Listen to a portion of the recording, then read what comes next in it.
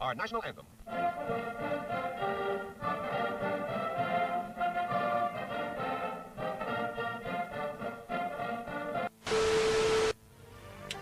Ah, hello. I'm Cool VHS Reviews. Now, this might seem a little strange, but Mr. Cool VHS Reviews, you can have a copy of Never Hike Alone because it never came out on VHS. It's a fan film made in 2018. Chill, dude. I got this.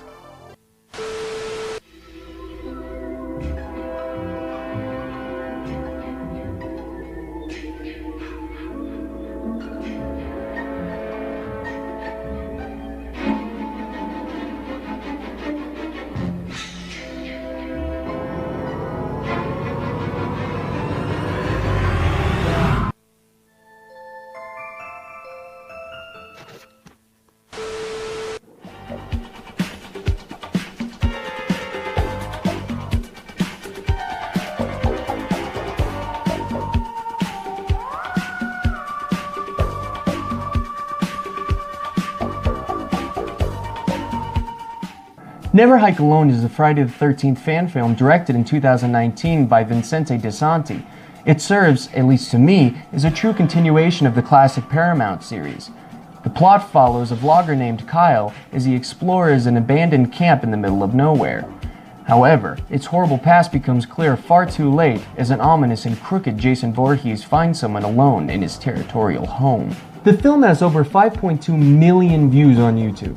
Other fun facts include: in most of the film, excluding most action scenes, Jason is played by writer and director Vincente Disanti. Throughout the film, Kyle finds numbered forensic police tags scattered throughout the campground. These mark the spots where victims were found after the events of Friday the 13th in 1980. The last one belonging to Mama Voorhees after she got her head cut off by final girl Alice. On the Friday the 13th killer puzzle game, Kyle McLeod and Ghost Jason were added to a certain chapter, having Jason chase around Kyle throughout the puzzle. This was added on the Friday the 13th of that year. My boy Tom Matthew reprises his role as Tommy Jarvis in this movie, and I cannot tell you how happy that makes me. Speaking of which, I have something to announce a little later in the video. But for now, let's keep to the fun facts, you fucking stooges. In the behind the scenes for Never Hike Alone, Mr. Disanti discusses how Friday the 13th and the horror genre in general from his generation inspired him in part to become a filmmaker. And that's pretty fucking cool. There was actually footage shot prior to this movie being released and made that was either meant to supplement the film or be its own separate piece, but because of the amateur style and the way that it didn't feel akin to the other movies, Mr. Disanti decided to scrap it, and well, lo and behold. The camp actually shown in the film was an abandoned campsite recommended to them by locals in a town called Big Bear. The setting was practically already made for them, and it served as a great inspiration for the filmmakers to continue and delve deeper into the story. Mr. Disanti actually starred in and co-produced a Halloween fan film entitled The Spirit of Haddonfield. His role was the shape itself, so technically he's played both Michael and Jason. Side bit fun fact, that was actually filmed in my town here in Flagstaff, Arizona. Vincente actually lent me his personal copy on VHS just so a horror fan with 41 subscribers on YouTube could review it. Dude, you're a legend. He handed it over to my enslaved godlike shadow monster entity so that they could saunter back to my apartment and let me give it my best shot. You guys are also actual, literal legends. Break your hold on us. We have done the deed. The debt is paid. Please, we beg for death. Your work is done. Tempt not my temper. Back to the void. Bathe in your filth. Jesus Christ, fine. You know what? I'm out. We're leaving.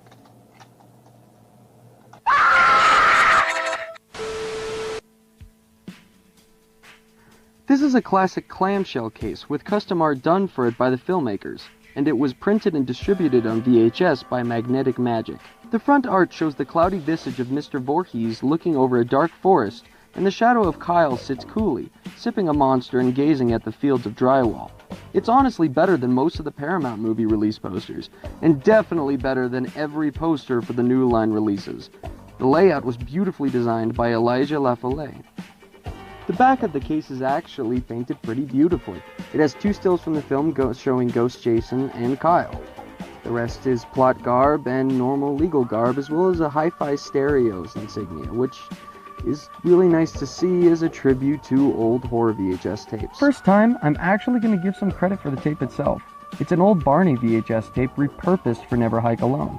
The white was used to contrast the red specks sprayed on like blood. A pretty cool ad.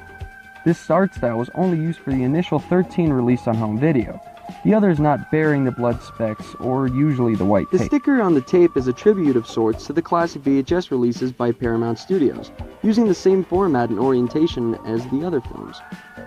All in all, this is a retro look that fits in wonderfully with the movie's older kin.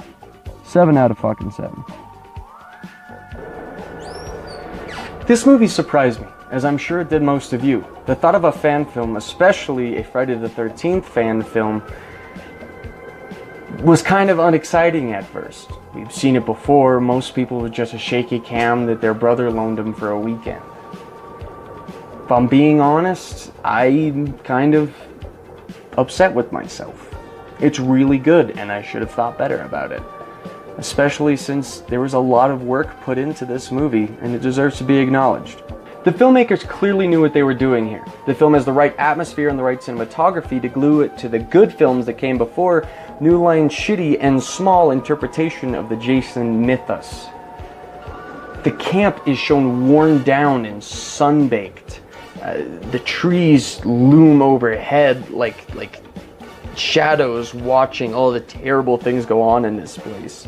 And it's ominous, it's good, and it makes a good setting. And that's all up to camera work. That's all up to the way you portray the setting. That's all up to the way you design it. And they did that. They did everything right in that regard. I can't see anything, as far as the forest and the atmosphere, wrong at all. And it's really fucking fun to experience. As far as characterization goes, Kyle shows this real quick wit and tenacity as a hiker and explorer. Personally, though, I don't think he's as well written as he could have been.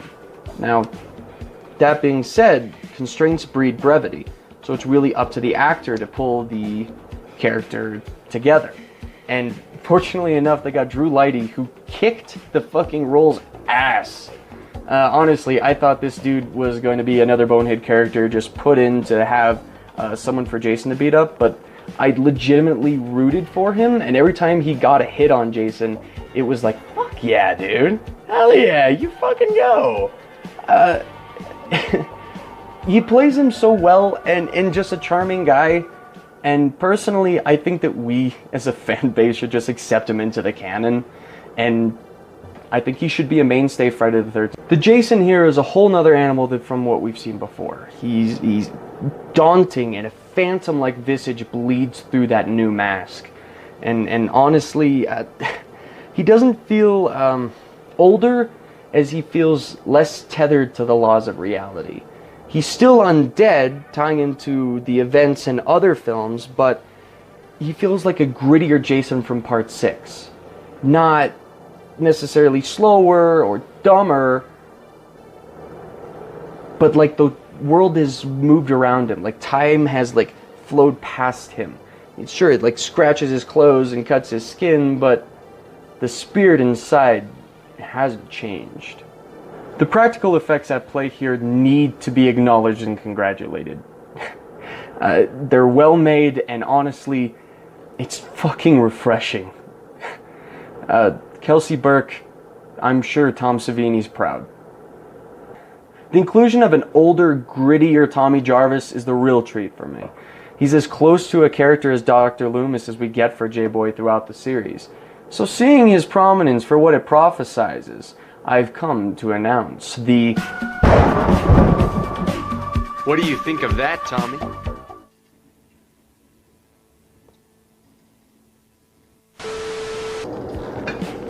So there's my thoughts on Never Hike Alone. Did you like the film? Yeah, you should. It's really good. If you didn't like the film, go ahead, tell me why in the comments. I probably won't listen though.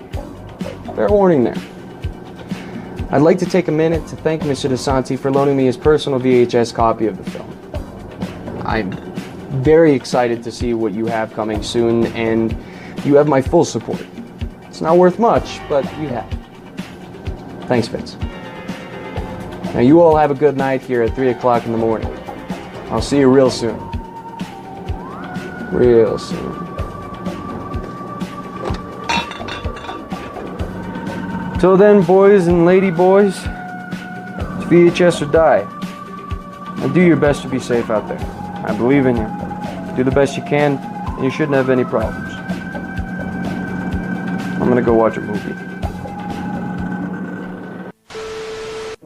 Already sirens are going in this area, but some intense thunder. Actually, the attacks subside spontaneously once the anxiety passes. Are you saying you think this is all? That one's in the dirt. It's 2 balls and 2 strikes to shoe. The Dodgers are in 4th, so that each of my kids who live out of town can bring their families in once a year to be a heritage. One good.